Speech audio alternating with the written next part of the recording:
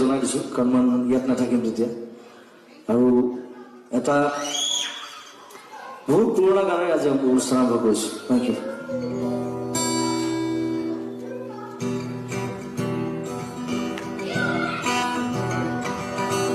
ব্ৰহ্মাদি কৰি জীৱ যত ৰাম ৰাম ৰাম ৰাম ৰাম মায়া সজা মাজে স্বয়ং ঘুমতি যাই